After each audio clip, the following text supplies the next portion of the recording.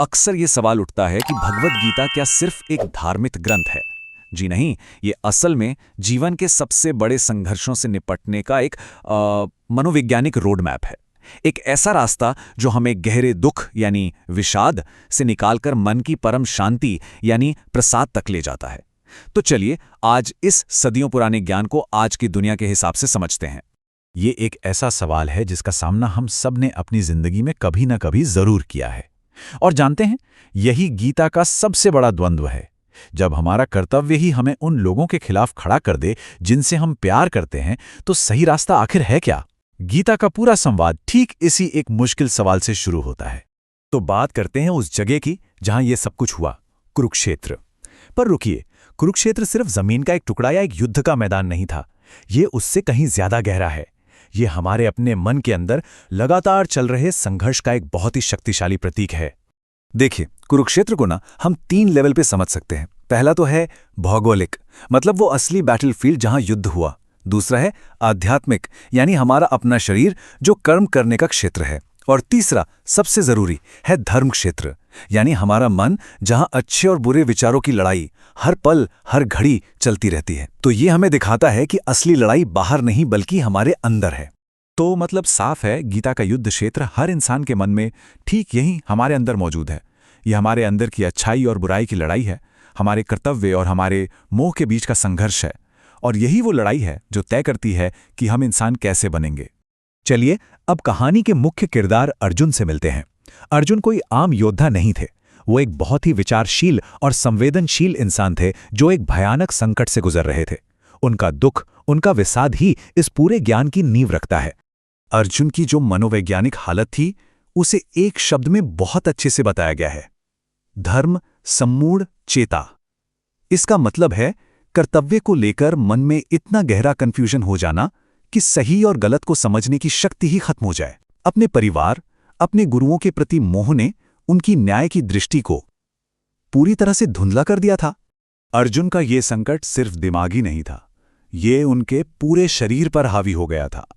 जरा सोचिए, उनके हाथ से उनका धनुष गांडीव छूटकर गिर गया, त्वचा में जलन होने लगी, शरीर कांपने लगा और मन एक पहिए की तरह गोल गोल घूमने लगा, इतना कि वो कोई भी फैसला नहीं ले पा रहे थे। ये दिखाता है कि एक नैतिक दुविधा इंसान को कैसे अंदर से पूरी तरह तोड़ सकती है। और ठीक इसी मुश्किल घड़ी में अर्जुन के गाइड के रूप में सामने आते हैं श्री कृष्ण। वो सिर्फ कोई दिव्य शक्ति नहीं, बल्कि एक ऐसे गुरु हैं जिनका ज्ञान, संघर्ष और अनुभव की आग में तप कर निकला है। कृष्ण का पूरा जीवन ही संघर्षों और लोगों के कल्याण, जिसे लोक संग्रह कहते हैं, उसी को समर्पित था। जेल में पैदा हुए, अन्याय के खिलाफ आवाज उठाई, समाज को एक किया और ये साबित कर दिया कि किसी इंसान की कीमत उसके जन्म से नहीं बल्कि उसके गुणों और कर्मों से होती है। उनका जीवन खुद में ही एक बहुत बड़ी सीख है। इसीलिए जब कृष्ण कुछ कहते हैं तो वो सिर्फ किताबी ज्ञान नहीं होता, वो उनके अपने जीवन के संघर्षों और अनुभवों का निचोड़ होता है। और यही बात उनके शब्दों को इतनी शक्ति, इतनी प्रामाणिकता देती है। अब यहां से कृष्ण अर्जुन की समस्या को जड़ से ही बदल देते हैं। वो उसे सबसे बड़ा सच बताते हैं, आत्मा का विज्ञान। और ये ज्ञान अर्जुन की दुनिया देखने का नजरिया हमेशा के लिए बदल देता है। कृष्ण समझाते हैं कि देखो, शरीर और आत्मा 2 बिल्कुल अलग अलग चीजें हैं। शरीर तो नश्वर है, बदलता है, बूढ़ा होता है और एक दिन नष्ट हो जाता है। ये बस एक अस्थायी घर जैसा है। लेकिन आत्मा अविनाशी है, शाश्वत है, वो कभी नहीं मरती। और ये श्लोक क्या खूबसूरती से इस बात को समझाता है। कहते हैं कि मृत्यु कोई अंत नहीं है, ये तो बस कपड़े बदलने जैसा है। जैसे हम पुराने कपड़े उतार कर नए पहन लेते हैं, वैसे ही आत्मा एक शरीर को छोड़कर दूसरे नए शरीर में चली जाती है। जब ये समझ आ जाए तो मृत्यु का डर ही खत्म हो जाता है। आत्मा की अमरता को ये शब्द और भी मजबूत करते हैं। सोचिए, जिसे ना कोई हथियार काट सके, ना आग जला सके, ना पानी भिगो सके और ना ही हवा सुखा सके, वो हर भौतिक शक्ति से, हर दुनियावी चीज से परे है। तो चलिए अब मुद्दे की बात करते हैं।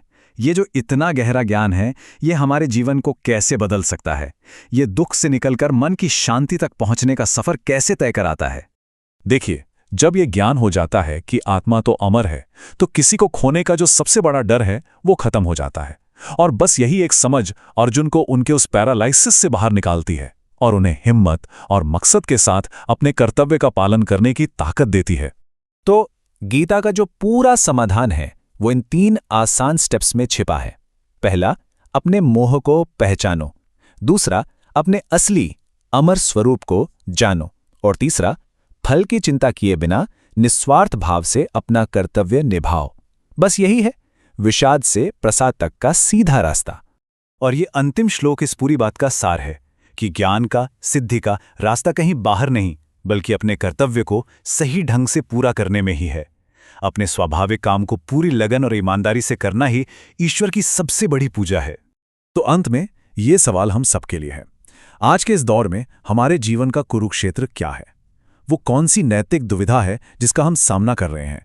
और उस युद्ध क्षेत्र में हमारा असली कर्तव्य, हमारा स्वधर्म क्या है? गीता हमें इन सभी सवालों के जवाब कहीं बाहर नहीं, बल्कि अपने भीतर खोजने के लिए प्रेरित करती है।